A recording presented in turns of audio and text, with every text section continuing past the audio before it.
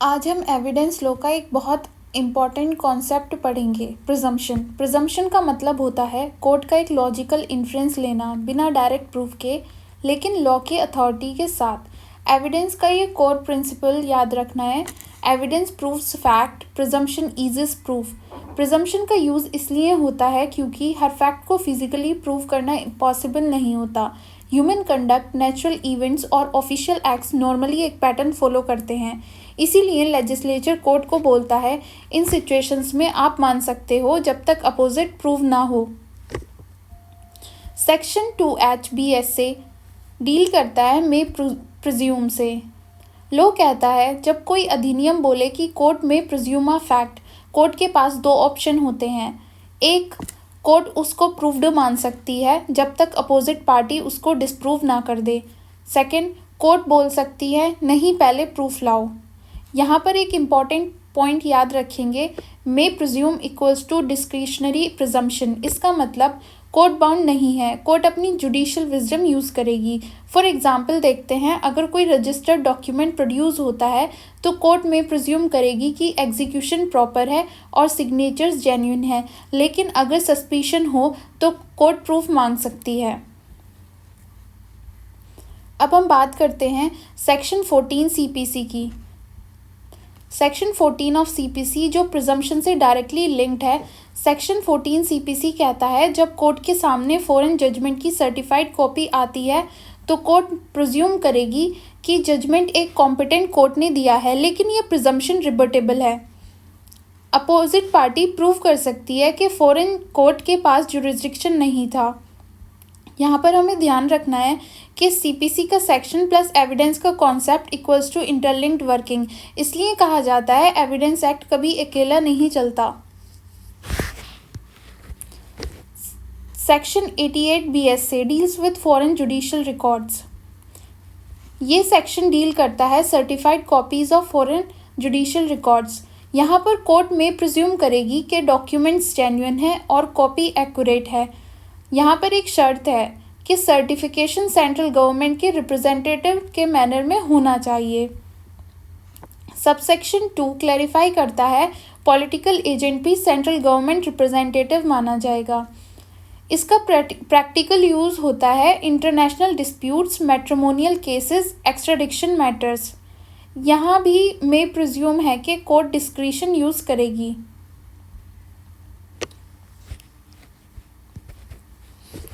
Section 89 को हम section 82 से लिंक करके पढ़ेंगे।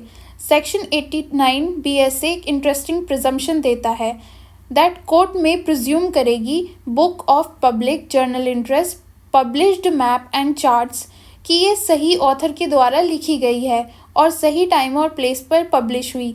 लेकिन सेक्शन 82 एक एक्सेप्शन देता है, गवर्नमेंट के maps is shall presume accurate हैं, प्राइवेट लिटिगेशन के मैप्स को प्रूफ रिक्वायर्ड है। यहाँ पे हम समझते हैं कि maps made for the purpose of litigation must be strictly proved.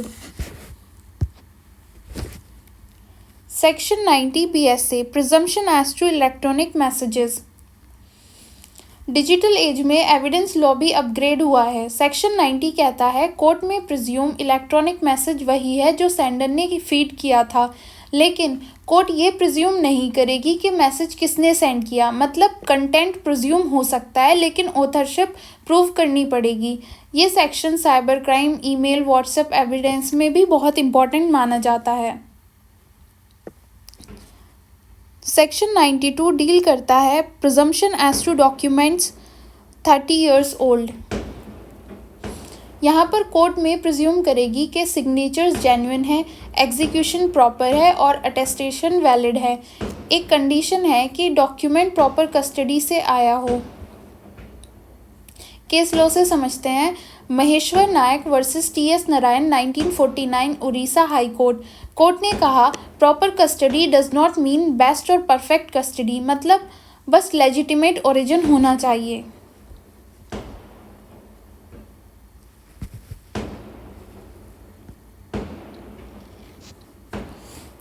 यही एक इम्पॉर्टेंट क्लैरिफिकेशन आता है। सर्टिफाइड कॉपीज और ओरिजिनल डॉक्यूमेंट्स के केस लॉज देखते हैं। हरिहर प्रसाद वर्सेस देवनारायण 1956 सुप्रीम कोर्ट ने कहा प्रिजम्पशन सिर्फ ओरिजिनल डॉक्यूमेंट्स पर ली जा सकती है। Basant Singh versus Brijraj Singh 1935 privy council, certified copies पर प्रिजम्पशन ऑटोमेटिक नहीं लगता। इसको हम लिंक करके समझते हैं section 58, 59 and 60 of registration act से। सेक्शन 58 डील करता है particulars to be endorsed on document. सबसे पहले हम सेक्शन 58 समझते हैं। ये सेक्शन बताता है कि जब कोई डॉक्यूमेंट रजिस्ट्रेशन के लिए एडमिट होता है तो रजिस्ट्रार को क्या क्या एंडोर्स करना ज़रूरी होता है। सेक्शन 58(1) कहता है हर रजिस्टर्ड डॉक्यूमेंट पर एक एंडोर्समेंट होना चाहिए। सिग्नेचर ऑफ एग्जीक्यूटेंट, जो पर्सन डॉक्यूमेंट एग्जीक्यूट कर रहा है या उसका एजेंट या फिर रिप्रेजेंटेटिव, उसका सिग्नेचर और एड्रेस, इससे ये प्रूव होता है कि एग्जीक्यूशन वॉलेंटरी है। सिग्नेचर ऑफ विटनेस, रजिस्ट्रार जिन लोगों को एग्जामिन करता है उनके सिग्नेचर और पर्टिकुलर लेता है। इसका इम्पोर्टेंस ये है कि फ्यूचर में एग्जीक्यूशन डिस्प्यूट आए तो ये एंडोर्समेंट एविडेंस बन जाता है। फिर आता है पेमेंट और कंसिडरेशन, अगर पैसे दिए गए या गुड्स डिलीवर हुए या फिर रिसिप्ट एडमिट की गई और ये सब रजिस्ट्रार के सामने हुआ तो इसका भी एंडोर्समेंट होगा। ये बहुत इंपॉर्टेंट है क्योंकि कंसिडरेशन रिलेटेड डिस्प्यूट से ज़्यादा होते हैं। सेक्शन 58(2) डील करता है रिफ्यूजल टू साइन से। अगर कोई पर्सन एग्जीक्यूशन एडमिट करता है लेकिन एंडोर्स करने से मना कर देता है तो भी रजिस्ट्रार डॉक्यूमेंट रजिस्टर करेगा लेकिन रिफ्यूज़ल का नोट लिखेगा। इसका मतलब refusal is not equal to invalid registration. Section 59 deal करता है endorsement to be dated and signed by registering officer. अब आते हैं सेक्शन 59 पर। यह सेक्शन एक सिंपल बट पावरफुल रूल देता है। रजिस्ट्रार जो भी एंडोर्समेंट करेगा उस पर डेट होगी और रजिस्ट्रार का सिग्नेचर होगा और ये सब उसी दिन होना चाहिए उसी डॉक्यूमेंट पर। इसका प्रैक्टिकल इम्पोर्टेंस ये है कि बैक डेटेड एंडोर्समेंट अलाउड नहीं होती और मैनिपुलेशन के चांसेस कम हो जाते हैं। इसीलिए एविडेंस लॉ में ये कहा जाता है कि official acts are presumed to be regularly performed. ये ही प्रिजम्पशन बाद में जो सेक्शन 114 और सेक्शन 119 बीएसए के अंडर काम में आता है। सेक्शन 60 डील करता है सर्टिफिकेट ऑफ रजिस्ट्रेशन, इसको हार्ट ऑफ रजिस्ट्रेशन कहा जाता है।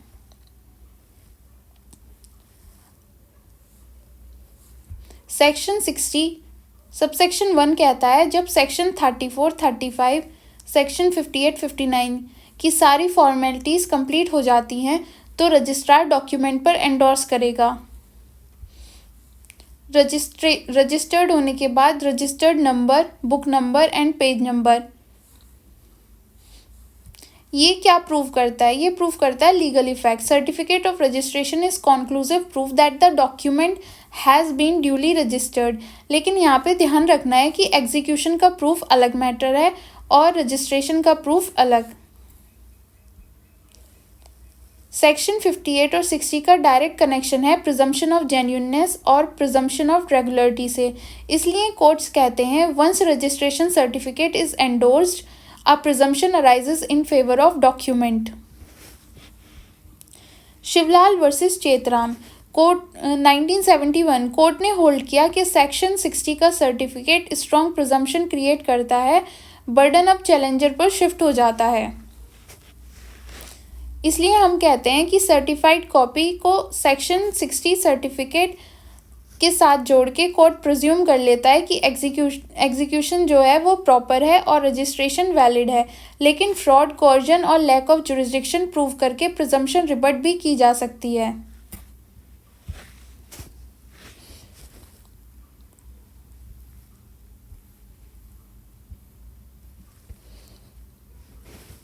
Section 93 BSA. Section 93 BSA deal करता है presumption as to electronic records which are 5 years old. ये सेक्शन कहता है जब कोई इलेक्ट्रॉनिक रिकॉर्ड 5 साल पुराना हो जाए और उसकी प्रॉपर कस्टडी से प्रोड्यूस किया गया हो, कोर्ट में प्रिज्यूम करेगी कि इलेक्ट्रॉनिक सिग्नेचर उसी पर्सन ने लगाई है या उसके ऑथराइज्ड पर्सन ने लगाई है। यहाँ 2 चीज़ें इम्पॉर्टेंट हैं, रिकॉर्ड की एज जो 5 साल होनी चाहिए और प्रॉपर कस्टडी बिल्कुल सेक्शन 92 जैसे कॉन्सेप्ट है उसके अकॉर्डिंग होनी चाहिए। लेकिन याद रखना है कि ये भी मे प्रिज्यूम है कि मतलब कोर्ट डिस्क्रिशन यूज़ करेगी। डिजिटल फोर्जरी, साइबर फ्रॉड के केसेस में डिफेंस अक्सर इसी प्रिजम्पशन का रिबट करता है।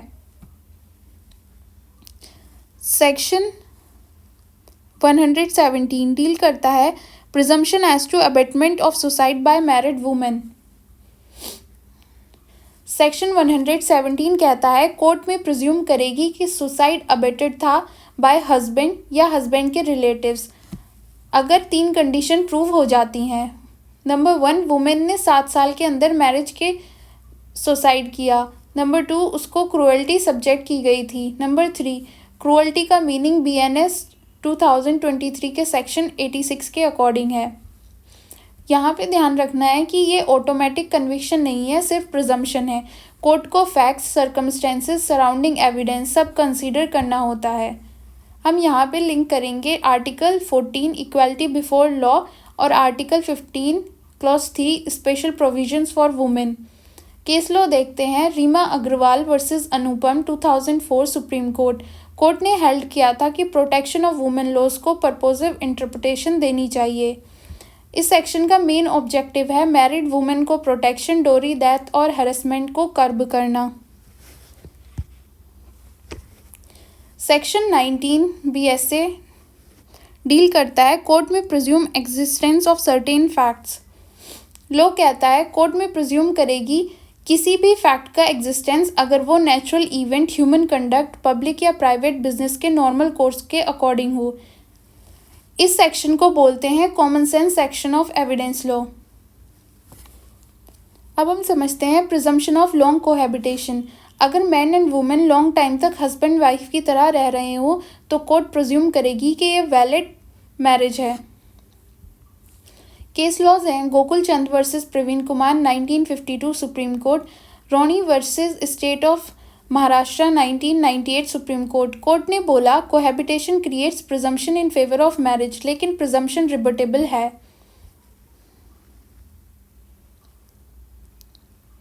Last seen theory, presumption from circumstances.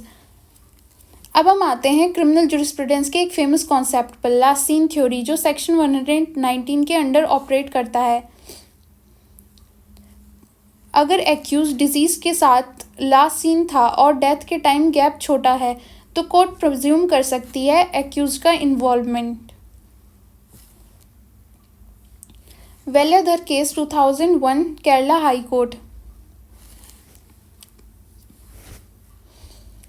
Last seen theory alone sufficient नहीं होती जब तक चेन ऑफ सर्कमस्टेंसेस कंप्लीट ना हो।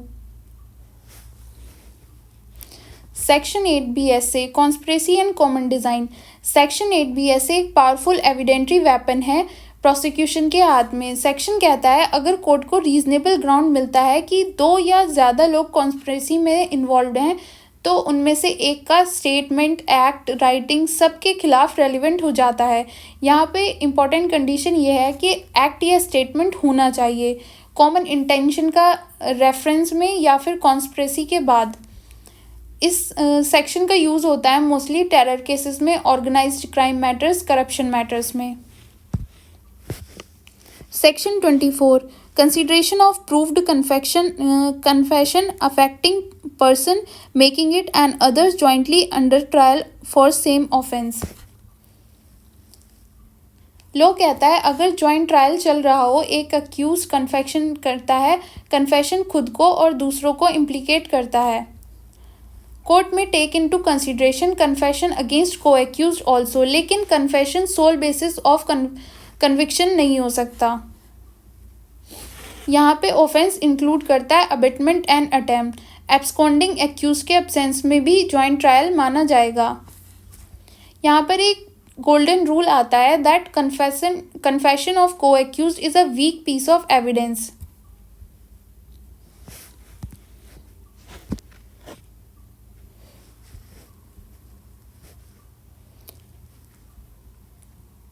अब हम बात करते हैं section 138 BSA accomplice as competent witness. Section 138 BSA clearly कहता है an accomplice shall be a competent witness against an accused person. मतलब accomplice इनकम्पिटेंट नहीं है, सिर्फ इसलिए रिजेक्ट नहीं किया जा सकता क्योंकि वो खुद क्राइम में इन्वॉल्व था। ये एक रेडिकल क्लियरिटी है जो BSA ने दी है। ओल्ड एविडेंस एक्ट में अनकॉर्पोरेटेड अकम्प्लिस एविडेंस को सस्पिशियस माना जाता था। BSA 2023 ने क्लियरिटी दी कन्विक्शन इलीगल नहीं है अगर accomplice testimony reliable and corroborated हो। केस लो देखते हैं। Dagdu versus state of Maharashtra 1977 supreme court. इसमें कोर्ट ने कहा accomplice evidence can be relied upon if corroborated in material particulars. Barkat Ali versus crown 1916 privy council. Accomplice evidence inherently weak होता है इसलिए corroboration desirable है। Accomplice is competent but not always credible. यहाँ पे एक मेजर चेंज हुआ है न्यू लॉ में। अनकॉर्पोरेटेड अकम्प्लिस टेस्टिमनी पर कन्विक्शन सेफ मानी जाती थी, लेकिन BSA 2023 में मैंडेटरी कोरबोरेशन के कॉन्सेप्ट को रिमूव कर दिया गया है। इसका मतलब कोर्ट को डिस्क्रिशन दी गई है। अगर कोर्ट सेटिस्फाइड है कि विटनेस ट्रस्टवर्दी है, टेस्टिमनी नेचुरल है, तो कन्विक्शन पॉसिबल है। लेकिन जुडिशियल प्रैक्टिस अब भी वही बोलती है, rule of prudence still survives though rule of law removed. So we can state in one perfect line, corroboration is no longer compulsory in law but desirable in practice.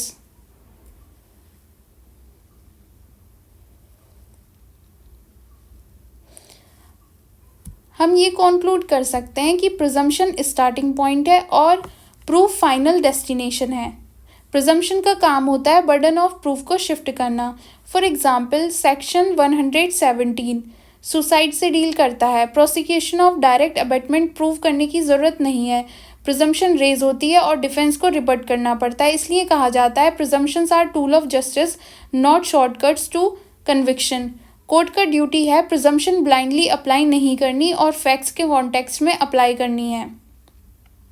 Her presumption का एक rule होता है, presumption is rebuttable unless statute says otherwise.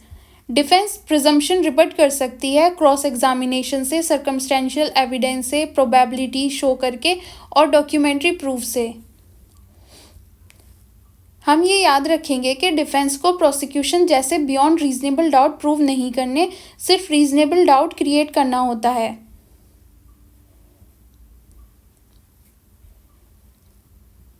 इसलिए presumption कभी भी conclusive proof नहीं होती, क्योंकि presumption disappears the moment rebuttal evidence creates doubt.